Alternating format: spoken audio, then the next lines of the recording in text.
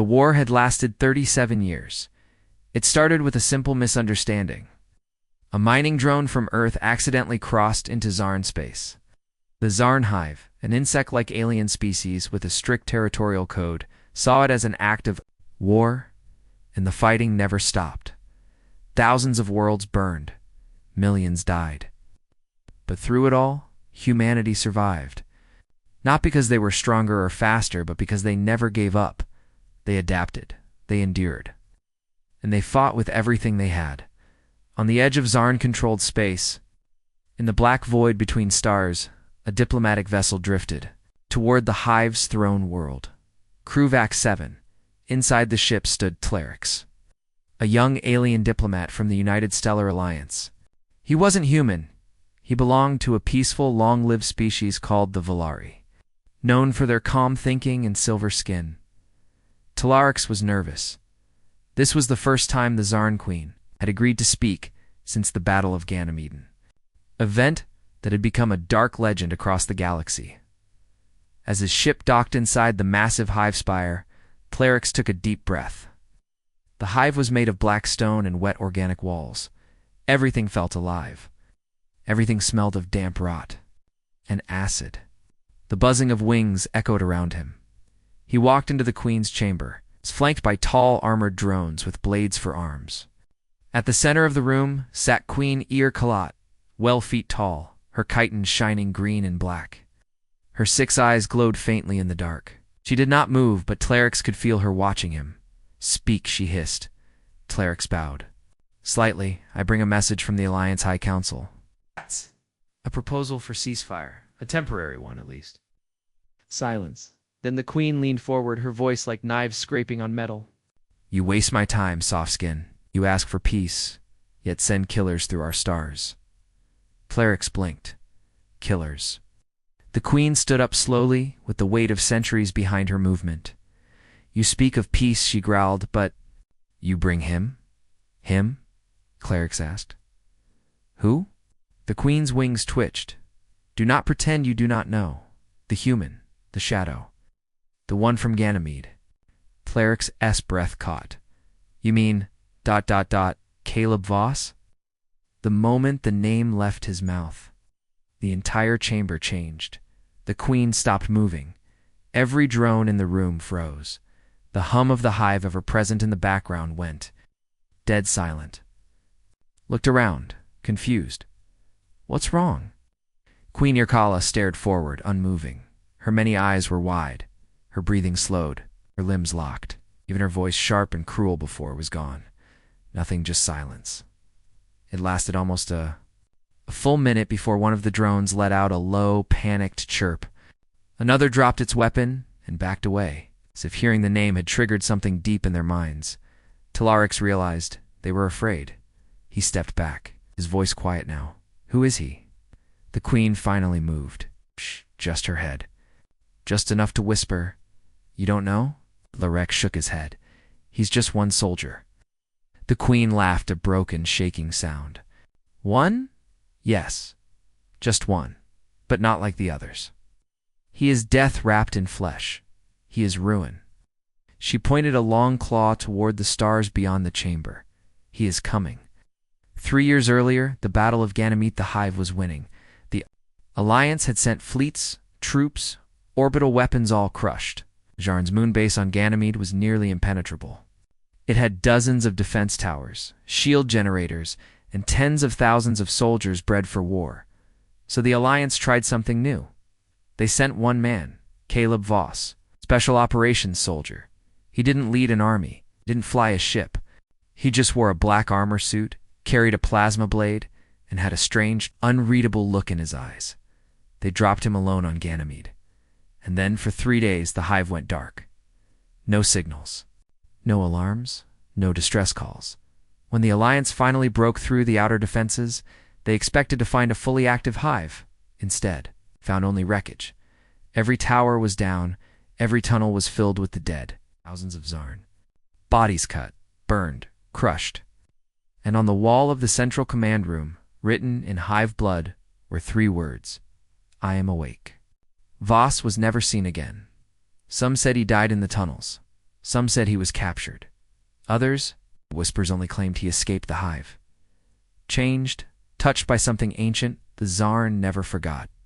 They burned the moonbase. It sealed its memory. In the hive mind, and they feared the name. Back in the present, Kruvax was shaken. The queen had calmed, but her eyes never left the floor. She spoke in a low voice now, like a creature talking to itself. He killed my brood. He walked through our poison. He knew our language. He spoke in our mind. Clerics frowned. But he's just human. No, the queen said. He was, but we tried to take him. We tried to break him, inject him, control him. Our venom touched his brain, but he turned it back on us. He heard our thoughts, learned our ways. And then she paused. He smiled. Talarix felt cold. So he's alive? He asked quietly. Yes, the queen whispered. And worse, he remembers. She looked up again. Her 6 eyes were clear now and afraid. He is not your soldier anymore. He is something else. Something. Made in the dark. Talrex turned and walked slowly out of the chamber. The queen did not stop him. She simply whispered again as he left. Do not say his name again. Somewhere in deep space, and a dead moon orbiting a red giant, a figure stood alone in a burning field of Zarn corpses. His armor was scratched. His blade was dripping with green blood. His face was hidden beneath a black helmet. But if you looked closely, you could see something strange glowing, faint lines across his neck. Like veins, but not human. Something had changed him. A small drone hovered near him. A message played. Caleb Voss, respond. This is Alliance Command. We have reports of hive activity near Kruvax 7. Do you copy? No response. The soldier looked. Toward the stars. Toward the hive world. Then he moved forward silent. Steady. He didn't answer because he didn't need to. He was already on his way. On the jungle moon of Jirana, the hive was restless. Drones crawled across trees and rocks. Nest walls pulsed with movement. Hive beasts growled beneath the ground. But something was wrong. Something was missing. A patrol had vanished. Then another. No distress signals. No wreckage. No survivors. Queen Yerkala sat deep inside her spire temple, surrounded by her loyal guards. Her body trembled not from cold, but from memory. A name still echoed in her mind. Caleb Voss, the ghost of Ganymede. She had hoped he was dead, long buried beneath moonrock and hive acid. But now, she felt him again, like a shadow crawling. Across the edge of her thoughts, he was coming. Again, far from the hive world. Aboard a small stolen ship, Caleb Voss stood alone in the control room. His armor was black, cracked in places, but functional. His face was partly visible, now scarred, tired, but sharp. His eyes were a strange mix of steel gray and faint blue light. He didn't sleep anymore. Not really. The hive had changed that. He remembered the injection when they captured him years ago. The venom had burned through his blood, trying to control him, rewrite his brain. But instead of breaking him, it opened something. Now, he could feel the hive, not just hear them. Feel. Them, he knew when they were near. He could follow their thoughts like radio signals. Weak, chaotic, predictable. He used their connection to track them, hunt them. He was no longer following orders. The Alliance had given up on him, declared him dead. But the hive still remembered Ond. That was enough. On Jirana, a brood commander named Clichter led a swarm through the northern forest. They were elite, trained to defend the Queen's sacred grounds. Their armor was thick, their eyes sharp. Their minds linked to the hive network. Clichter paused near. A river of blue water, something was wrong. The signal was ... dirty, blurred, as if a thought had been half-eaten. He reached out to a swarm through the neural link. Form a ring. Defensive stance. But no one answered. He turned. They were gone. All 15 of them vanished without sound. Then, above him, something dropped from the trees. Caleb landed like a shadow, no sound. No warning. His plasma blade snapped out with a hiss, slicing clean through Clichter's armor. The aliens screeched once, then silence. One by one, Voss cleared the patrols, fast, precise, efficient. He left one alive each time, just one to send panic back into the hive's shared memory. They would feel his presence now, smell his fear. Share it. He wanted them to know. He was here. Back in the hive spire, Queen Urkala flinched. Her connection to the moon's hive network was breaking. Like static, she couldn't see clearly, couldn't control her own children. She summoned her war council. "We are under attack," she said simply. "By who?" asked one of her generals.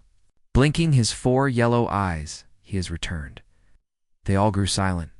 A smaller drone whispered, "You mean the human?" Queen bared her fangs. "No, he is no longer human.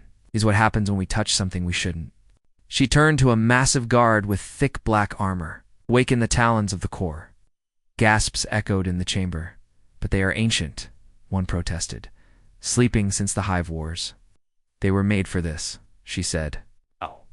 More experiments, no more strategies. We must kill him before he reaches the Nexus chamber." Voss continued forward, deeper into the jungle, toward the hive's central neural spire. He walked calmly, without fear. His internal map lit up with red signals movement. Drones were converging. Heavy ones, strong ones. Good. He wanted them. To come above him, in the treetops, 3 hive warriors leaped down with a roar. Their claws could cut steel. Their bodies moved like beasts. Voss didn't flinch. He spun his blade in a half circle, slicing the first in half. He ducked under the second and kicked it into a tree.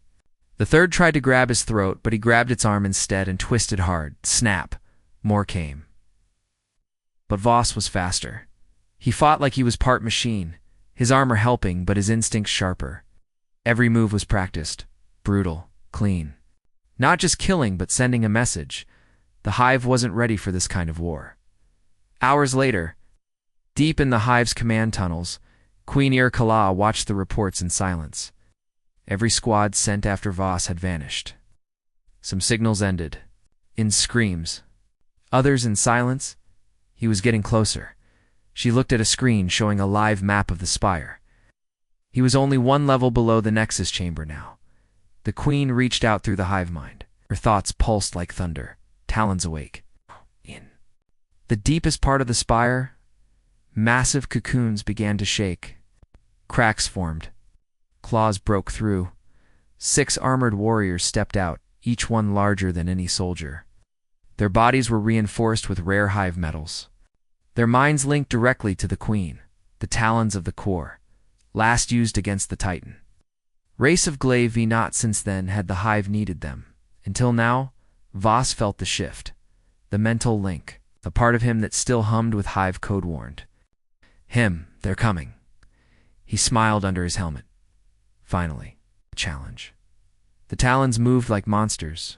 Voss saw them first as shadows in the mist, then green eyes, then the sound of clawed feet stomping across metal floors. They attacked together, surrounding him.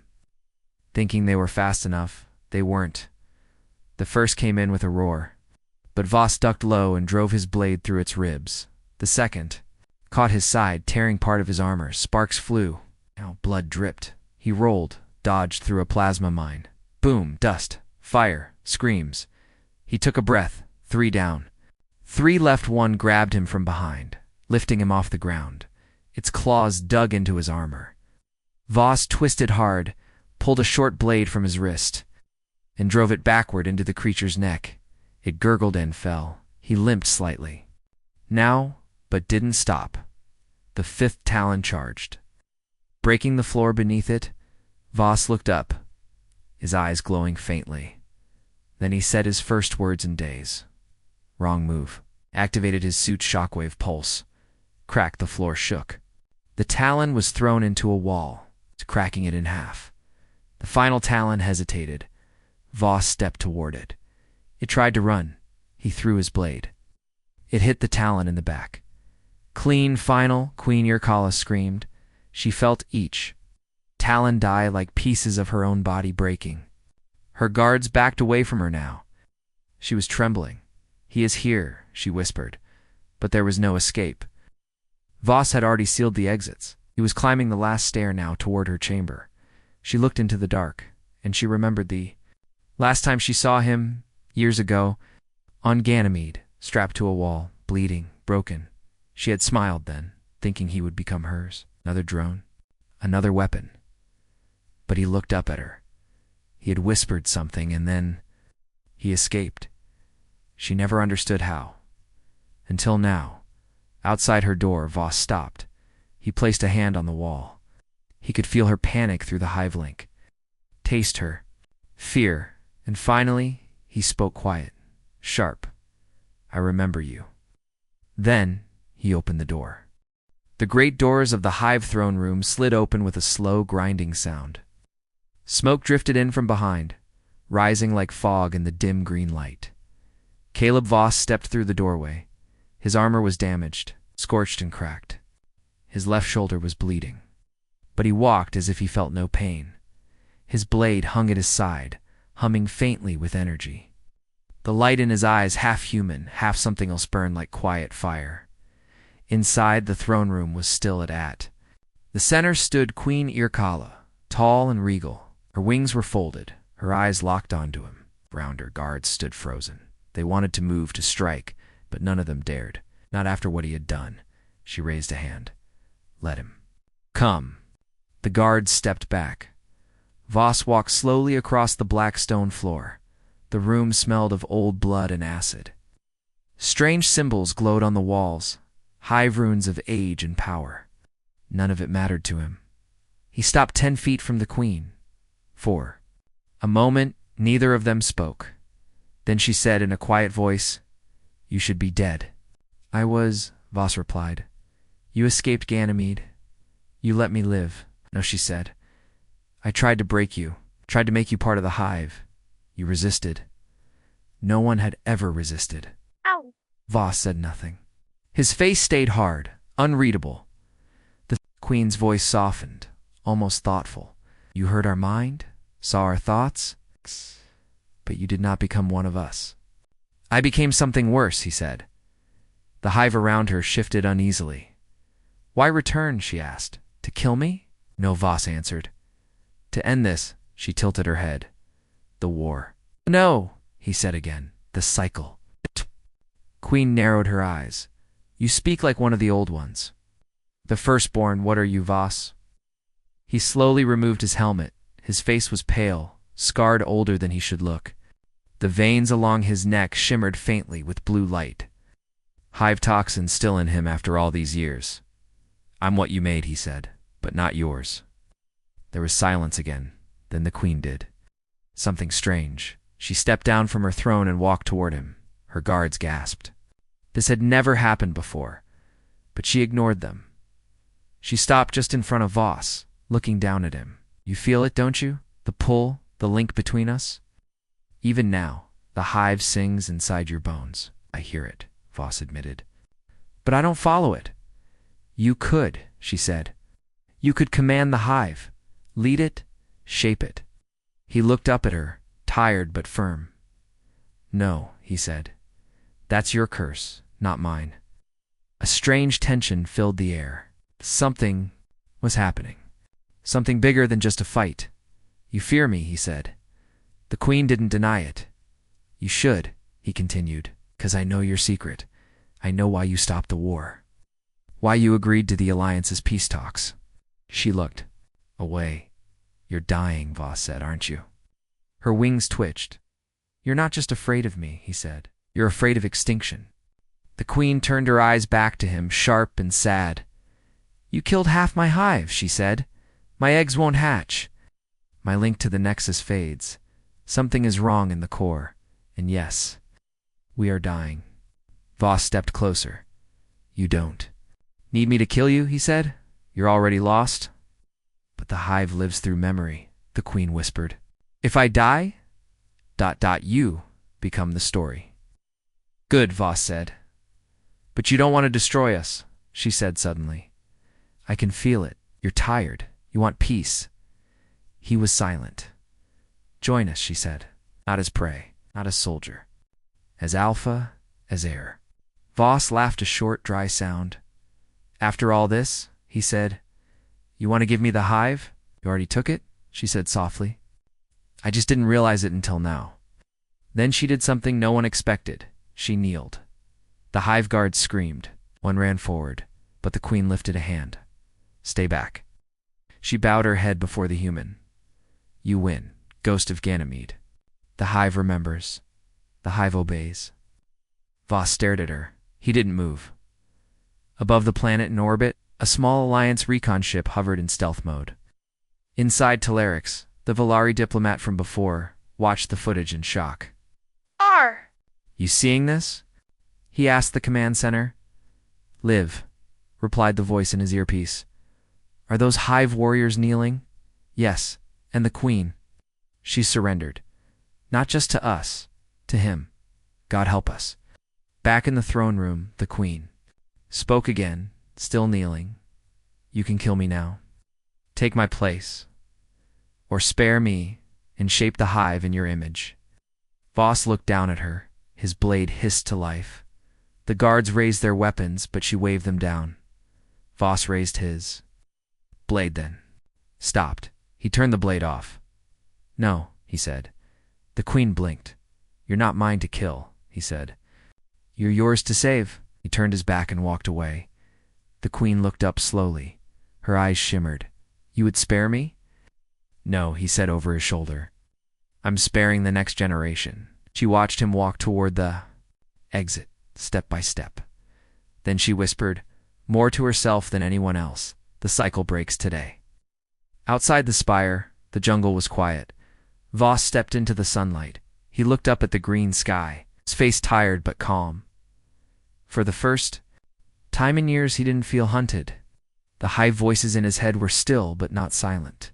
They were ... waiting, listening, maybe even hoping. And he realized something. Strange, they wanted peace too. They just didn't know how to ask for it. Far away on Earth, news of the hive surrender spread like wildfire. Leaders were confused. Generals were stunned. But one message from deep space kept repeating, bouncing through all secure channels. Voss made them kneel. The jungle moon of Girana was no longer filled with war cries or hive screams. There was only silence, broken by the sound of wind blowing through broken spires and scorched trees. Caleb Voss stood alone near a large cliff, overlooking the hive city below. The sky was green with patches of cloud. Sunlight fell on his damaged armor, now covered in dried blood and dirt. He had won, but it didn't feel like victory. Behind him, the hive was changing. Drones that once moved like mindless killers now walked slower, almost unsure of their purpose. The queen had gone into deep rest asleep. The hive called reflection. It was something hive queens only did when their future was uncertain. No new attacks. No more patrols. Quiet rebuilding.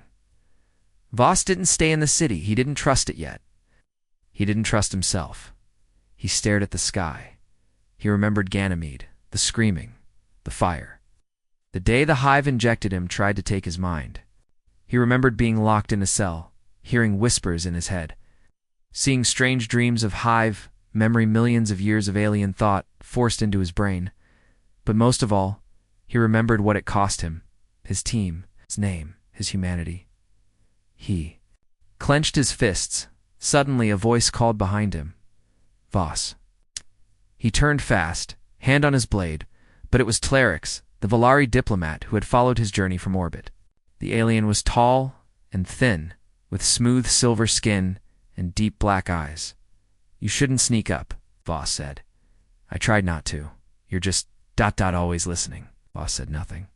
Thorix stepped closer. The Alliance wants to speak. To you, I'm sure they do. They don't understand how this happened. They don't need to. You're a hero now, Voss. No, he said sharply. I'm not. Telerix paused. You stopped a war. No, Voss. Said again, I just ended a battle. The war is still there inside them. Inside me. The Volari diplomat looked at him quietly. They remember, Voss said. That's the problem. The hive never forgets. And I'm part of it now. You're more than part hive, Telerix said. You're something else, something new. Not always a good thing. Talarix looked back toward the city. Then what will you do? Voss didn't answer, because he didn't know. Meanwhile, deep inside the hive's resting chambers, Queen Irkala dreamed. She was not asleep like a human. She floated in a warm, dark fluid chamber where memories swirled around her like wind. In hive sleep, time didn't pass the same way. She saw flashes of Caleb Vosh's pain, his rage, the way he walked through her army like fire, but she also saw something else.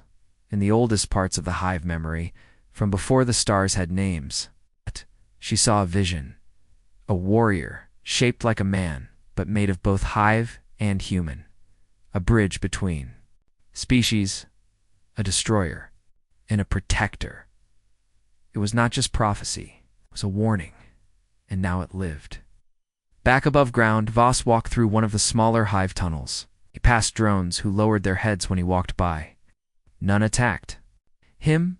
Some even moved out of his way. They remembered he didn't like it. He reached a chamber where broken hive machines were stored. Pieces of failed weapons, cracked armor. Forgotten tech. Voss sat on a metal crate and pulled off his gauntlet. His hand shook, not from fear, from change. The veins on his arm were glowing faint blue again. The hive toxin, long dormant, was rising. Not to control him, but to connect him deeper. It was calling to him. He closed his eyes, and for the first time in weeks, he listened. He was no longer standing in a tunnel. He was in a wide, black space filled with stars. Before him stood figures tall, alien, glowing with green light. It's not real bodies, but memories shaped like people. The hive's ancient rulers, the first queens. They looked at him without speaking. Then one said in a voice that echoed like thunder, "You are the broken link." Another said, "You carry the wound and the cure." Then a third stepped forward and said, "The hive must change or die." Voss felt something heavy press on his chest. Then he heard the final message. You must choose. Merge or destroy. He opened his eyes with a gasp. He was back in the tunnel, sweating, shaking, and now he understood. The hive didn't surrender because they were weak. They surrendered because they wanted a new path, and they thought he was the key. That night, she was still inside her sleep tank, but her eyes opened when he stepped in. "You saw it," she said through the mental link. "I did. Now you know." "I'm not ready," he said. "You never were," she replied. "But it doesn't matter." He walked slowly to the tank. "I don't want to lead a hive." "You already do," she said. "They'll follow you until your blood stops glowing." He placed his hand on the tank. "I can't become one of you. You all ready?" "Are," she said gently. "But I can't be what you were. Then be something else." Outside, dawn broke across the moon. The jungle glowed in soft green light. Drones moved with calm purpose. The war was truly over for now. But deep inside the hive, new structures were being built. Not just nests, not just weapons, but a council. Chamber, a place for talk, for change, and at its center, chair made of both metal and hive-root. It waited for its first occupant. Voss returned to the cliff the next day. Talarix was there. "Waiting again, you're leaving?" the diplomat asked. "Yes," Voss said. "For now." "Where will you go?" "Where the hive memory calls me. There are others like them, other worlds, other queens." Talarix nodded. "You'll keep hunting." "No," Voss said quietly. "I'll keep listening." The diplomat tilted his head. "Will you ever return?" Voss looked up at the sky. "If I do," he said, "it won't be as a soldier." "Then as what?" Voss turned, eyes glowing faintly. "As a witness, stepped into his ship, alone." The engines roared to life, and as the vessel rose into the sky, the hive below stopped what they were doing and looked up, not in fear, but in silence, respect, memory, hope, because now they knew. The human didn't destroy them. He gave them a second chance. The stars shone cold and distant as Caleb Voss piloted his small ship through the dark void of space. The green moon of Girana faded behind him, a place changed forever by his actions. He did not feel victory, felt the weight of a promise. Promise to the hive, a promise to himself. The message from the hive had been clear. The cycle was broken, but the future was fragile. Caleb's mission now was no longer to fight but to watch, to guide if needed, and to learn. His ship's sensors had picked up a faint signal on a distant, uncharted planet in the Vetra system. It was Hive, not a war fleet, but a single ship. Ancient and drifting, and inside, a voice calling. Caleb adjusted his course and pushed forward. When he arrived, he found the derelict ship orbiting a cold, rocky world. The vessel was massive, bigger than anything he'd seen before, but dark. Covered with scars from battle and time, he docked carefully. The air inside was thick with dust and silence. He walked through long corridors of shattered metal and broken hive tech. Then he found her. In the center of a great chamber, cased in a crystal-like cocoon, lay the last queen. She was small compared to Irkala, but her presence was no less powerful. Her wings were folded tightly, her eyes closed as if in deep sleep. Caleb reached out. His hand brushed the cocoon suddenly. Crystal shimmered and cracked. The queen's eyes opened bright and fierce. "Why do you come?" she asked, voice like 1,000 echoes. "I came to end the silence," Caleb said. The queen studied him. "You carry the hive's wound," she said, "but also its hope." "I want to help," Caleb said, "to make sure the hive doesn't fall back into war." She nodded slowly. "There is much to heal." Together, they explored the ship. She showed him records of battles lost and won, secrets of hive history buried deep in the data. But one thing stood out: a hidden message, an ancient warning from the firstborn queens. When the hive is led by fear, it dies. When it is led by hope, it grows. Caleb remembered Irkala's words. The hive could change, but it would not be easy. Over the next days, the queen and Caleb worked together. She taught him hive languages, mind links, and rituals of power. He taught her human history, strategy, and the meaning of mercy. They were two leaders from different worlds, bound by fate. But not everyone welcomed the change. From deep within the hive, a dark force stirred, a faction of warriors who rejected peace. They called themselves the Shadow Swarm. They believed the hive's strength came from war and domination. They sent emissaries to Caleb's ship, warning him to leave or be destroyed. Caleb was ready. He prepared defenses and sent messages to the Alliance asking for support. But he knew the battle ahead would not be just about weapons. It was about ideas.